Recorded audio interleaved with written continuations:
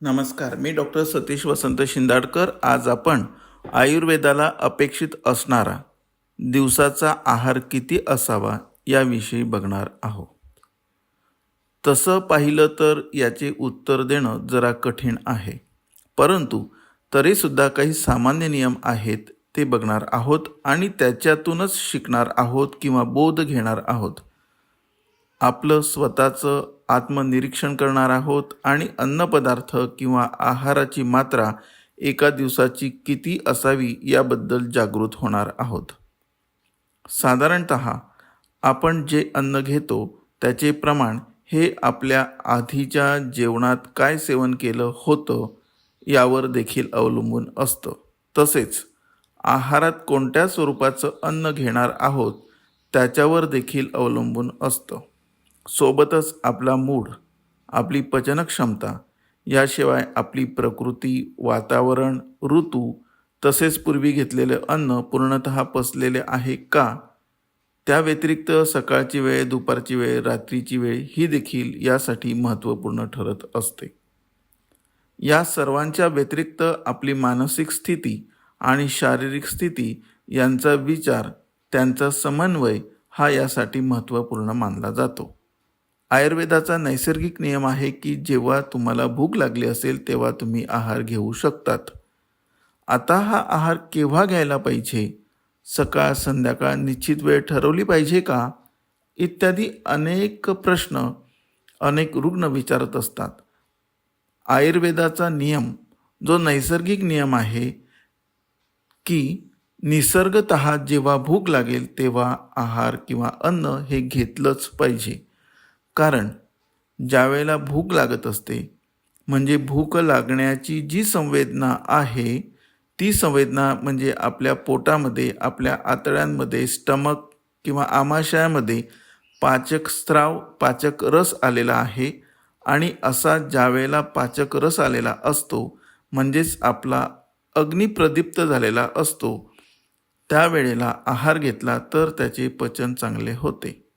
मग अशा भूक लागण्याच्या संवेदनानंतर जर आहार घेतला तर तो किती घेतला पाहिजे यासाठी आयुर्वेदाचा नियम असा आहे की भूक लागल्यावर आपण जो आहार घेतो तो घेत असताना आपल्या पोटाचा 1/3 भाग रिकामा ठेवून उरलेला भाग अन्नाद्वारे परिपूर्ण करायचा आहे. म्हणजे काय तर घनरूपी आहार हा आपल्या पोटाच्या किंवा भुकेच्या 2/3 भाग घ्यायचा आणि 1/3 भाग पाणी आणि हवेसाठी मोकळा ठेवायचा, जेणेकरून आपल्या पचनक्षमतेवर अतिरिक्त दबाव पडणार नाही आणि तो व्यवस्थित पचला जाऊ शकेल. जर अधिक प्रमाणात आहार घेतला तर आयुर्वेदानुसार त्या ठिकाणी आम उत्पत्ती होते. आमचा अर्थ असा होतो की असा जो आहार आहे त्यातील काही भाग पचत नाही आणि असा न पचलेला भाग ज्याला आम म्हटलं जातं आणि हाच न पचलेला आहार आपल्या शरीरात विविध लक्षणे किंवा आजार उत्पन्न करत असतो. अनेक वेळेला आपले आवडते पदार्थ असले तर अधिक प्रमाणात सेवन केले जातात.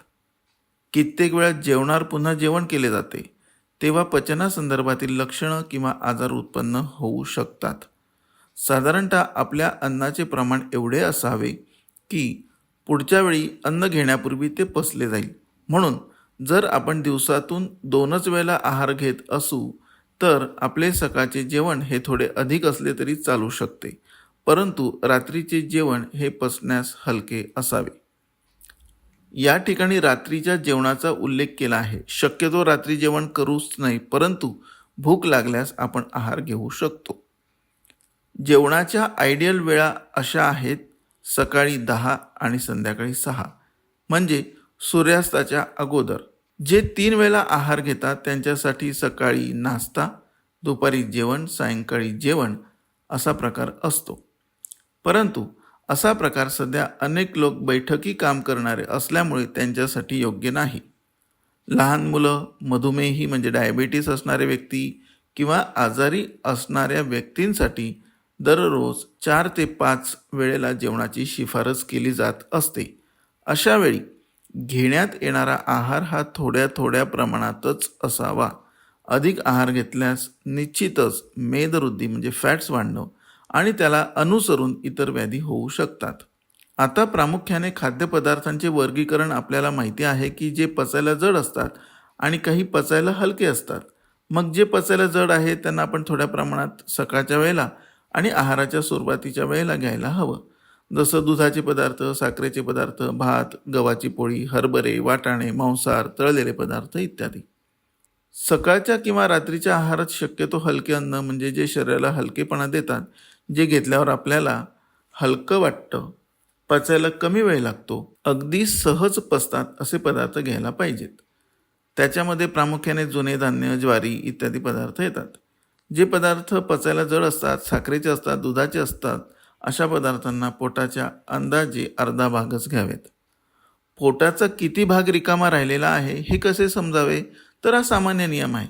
स्वतःच्या निरीक्षणावर ते अवलंबून असते.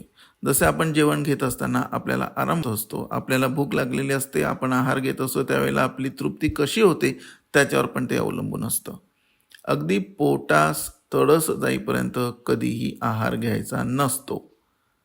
आहार जर आपण आमाशात थोडा भाग रिकामा ठेवला तर तो शरीरामध्ये म्हणजेच पचनाच्या वेळी निर्माण होणाऱ्या पित्ताला आणि वाताला फिरण्यासाठी जागा राहते आणि कुठल्याही प्रकारे आपल्याला त्रास न होता अन्नाचे पचन होत असते. थोडक्यात सांगायचं झालं म्हणजे सामान्यतः आयुर्वेदानुसार सकाळचा, ज्याला आपण न्याहारी किंवा नाश्ता म्हणतो, तो आहार चांगला म्हणजेच पचायला जड असणारे पदार्थ घेतले तरी चालतील.